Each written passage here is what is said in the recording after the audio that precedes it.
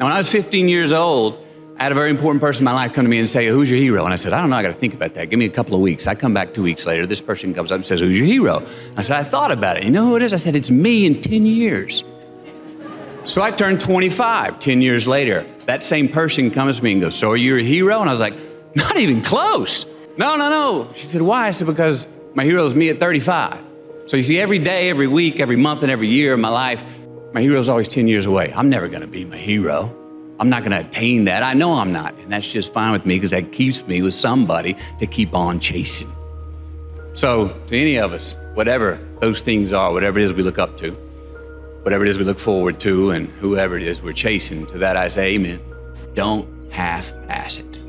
Well, that never goes out of style, does it? I mean, think about it. If you're going to do something, if you've chosen to do something, whatever it is, easy, hard, if you give it your all and you don't half-ass it, win, lose, draw, get what you want, don't get what you want, whatever the outcome is, if you don't half-ass it, at least you're not going to have to wonder, oh, would the outcome have been different? What if I did give it my all?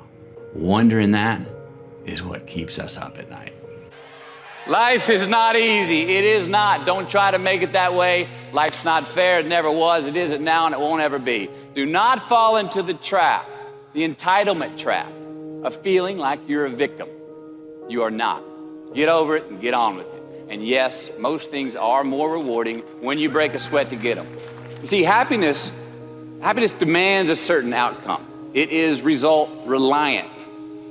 And I say, if happiness is what you're after, then you're going to be let down frequently, and you're going to be unhappy much of your time. Joy is not a choice. It's not a response to some result. It's a constant. Joy is the feeling that we have from doing what we are fashioned to do, no matter the outcome. So the question that we got to ask ourselves is what success is to us, what success is to you. Is it more money? That's fine. I got nothing against money. Maybe it's a healthy family. Maybe it's a happy marriage. Maybe it's to help others, to be famous, to be spiritually sound, to leave the world a little bit better place than you found it. Continue to ask yourself that question. Now, your answer may change over time, and that's fine. But do yourself this favor. Whatever your answer is, don't choose anything that will jeopardize your soul. Prioritize who you are, who you want to be, and don't spend time with anything that antagonizes your character.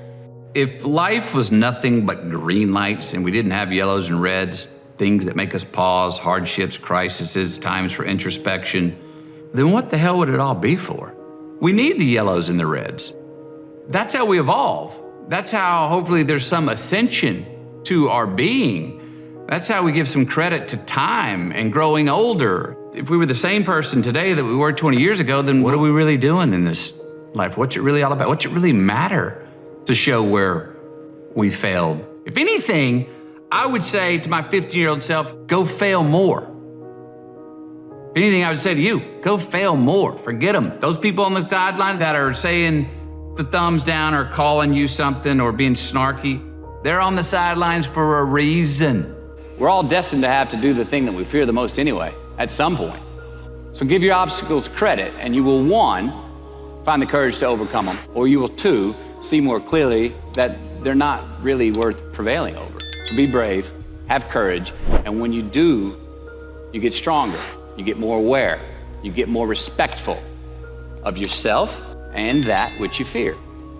Didn't you want to be a lawyer at one point? Was that part of your path? That's what I thought I was gonna do in life. Then I remember my dad one day saying, he was in the oil business and it all went under in '82. And right around that time, he was like, I may need you to be a lawyer to take care of me. Anyway, I went to University of Texas, was headed towards, I wanted to be a criminal defense lawyer. And then it was around the beginning of my junior year where I just wasn't sleeping well with the idea of graduate, go 4 more years, law degree, get out at 28, make an imprint in society, and you're already 30. Right. I didn't want to miss my 20s really trying to practice whatever it was I wanted to do. And switched my path, went to film school. I think we get caught up so often in short-term gains and short-term return, choices that give us short-term return on our own investment, us. And we're not making choices that are that are going to buy us delayed gratification, not only longer in this life, but after we're gone for our kids and our grandkids and our great-great-grandkids. It's all a process, is what I'm hearing from that, how I'm choosing to take that line. It's all a process. Enjoy the process. You do not ever get there. That's the point. That keeps it a game, because if you got there, the game's over. I find that most of the times our obsession with what is wrong just ends up breeding more wrong, more failure. And the easiest way to dissect success is through gratitude, giving thanks for that which we do have, for what is working, appreciating the simple things we sometimes take for granted.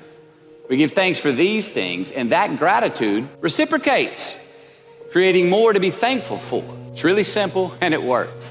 Now, I'm not saying be in denial of your failures. No, we can learn from them too, but only if we look at them constructively, as a means to reveal what we are good at, what we can get better at, what we do succeed at. I need some resistance. Yes. You know, and look, and I think there's very healthy ways to create resistance in our lives when we are on so-called easy street. Yeah. That maybe we're not challenging ourselves in the right way. You know, that we need to create resistance to overcome it, to feel most alive. But there's also foolish times to create resistance. And the fact of that is, things are going so well, you think that's how it's going to be for the rest of your life. No, trust me, the uphill's coming. The drama, the real drama's coming. Don't create any false drama in front of you right now, because you're kind of patronizing yourself. The real drama's going to come. Someone is going to get sick. You are going to get hurt. Something will happen in your life. The world will do unto you, or you'll do it unto yourself. So don't trip yourself running downhill and face plant and break your frickin' nose just because you needed some resistance running downhill. Unbelievable. All right, it's my least favorite word. I think we should wipe it out of the dictionary. Why? What's so unbelievable about tragedy, about triumph, about people that raise us up or let us down? It happens every single day. We shouldn't think that the most beautiful sunset or the greatest play or the greatest love of our life or the greatest moment of euphoria is unbelievable. Believe it. It's happening right in front of you, in you. We shouldn't feel like the greatest tragedy of death or earthquakes or natural disasters or loss is unbelievable. It's part of life too. Believe it. We see it happen every day. Awesome, horrible, incredible. I believe those. But unbelievable? Nah, it just happened. Believe it. To actually have true freedom, we have to be responsible, more responsible for certain things, for ourselves, who we are. Constantly investigating and interrogating our better selves to say, I'm going to be a little bit better at this tomorrow, knowing that we never land. There's no ta-da moment. And that is one thing I think we all got to watch, because we all are so result oriented. Oh, if I keep doing this, I'm going to get to that place of pure enlightenment. But there's no ta-da moment. We're always chasing yet. And if we can get comfortable and understand and laugh at and be ready to work hard at the fact that we're all just, if we could just say, we're all just achieving our way to the unachievable. And that's as good as it gets.